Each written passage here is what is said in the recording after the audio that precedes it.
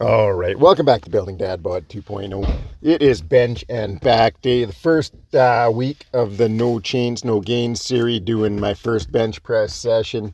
So I'm going to talk more about why I'm running accommodating resistance right now on my big three, squat, bench, deadlift, and why it works perfectly for my my injuries right now.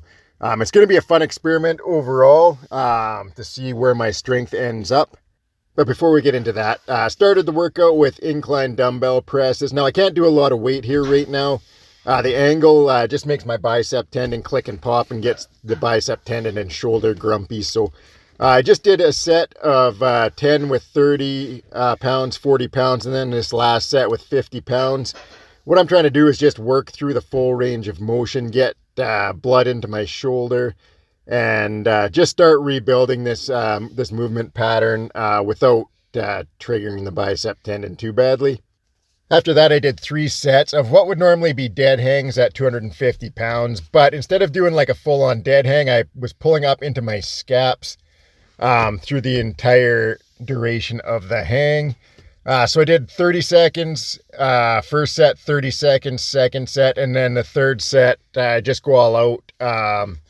Got 45 seconds on the third set, pulling up into my scaps the entire time, keeping tension in there.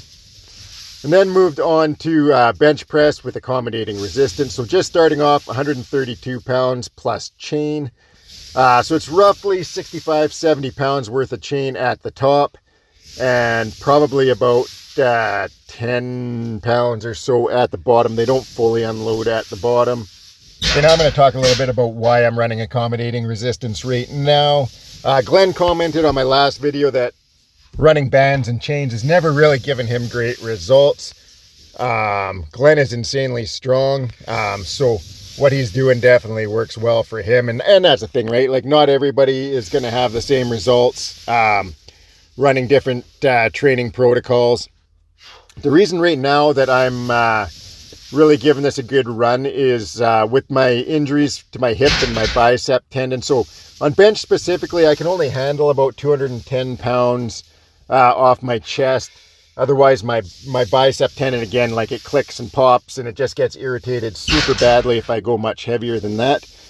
So what this is doing for me is allowing me to handle substantially more weight through 90% of the range of motion than that 210 pounds. So my top sets here, I did doubles at 207 pounds. So 207 pounds of straight weight and probably 10 pounds or so at the bottom. So let's say 217. And then 65, 70 pounds at the top. So that puts me somewhere between 270, 277 at the top of the movement. If I'm just running straight weight, all I can hit is about like 210, 215 at the bottom. So that limits me to the point where I'm doing 215 from the top down to my chest, 215 back up. So you can see there, I'm getting substantially more weight overall on every rep. Like, the weight's coming down obviously as it comes down to my chest, but then it starts climbing back up right away. So given the circumstances of my injury, I feel like it's given me my best overall stimulus as I recover. Now, I'm very curious to see, like, I might find by the end of this that I'm substantially weaker off my chest. Normally my strength is off my chest and my weakness is lockout. So maybe it'll play in my favor, or maybe I'll just be really slow and weak off my chest and I won't be able to improve my lockout anyway, because I just won't have the velocity coming up.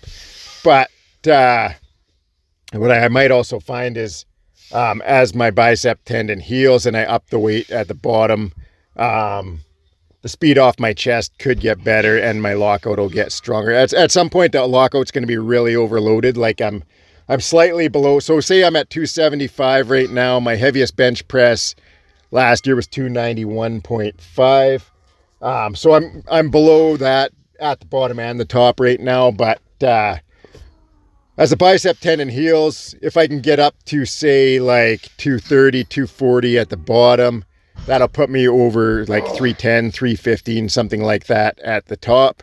Then obviously we're going to be overloading the lockout well beyond the 291.5 that I was hitting on my max single last year. But I also know that you can't, it doesn't matter if I can lift 315 in the top half if I can't get there because my bottom half is too weak or I can't generate the speed necessary. So like I say, this is all an experiment. The main thing is that I heal up and that I'm ready to go to hammer big weights in the new year, which I just haven't been able to do with this bicep tendon injury. And it's the same with my hip. My hip's further ahead than my bicep tendon, but the goal here is just to prepare myself as well as I can for 2026. I have big goals and big expectations for myself in 2026, but I know I need my body to cooperate if I want to realize those goals. So that's why we're running accommodating resistance through to close out to the end of 2025. Then we'll test some maxes, see where we're at, see where the health is at, reevaluate, and hopefully January 1st be ready to start crushing big goals for 2026.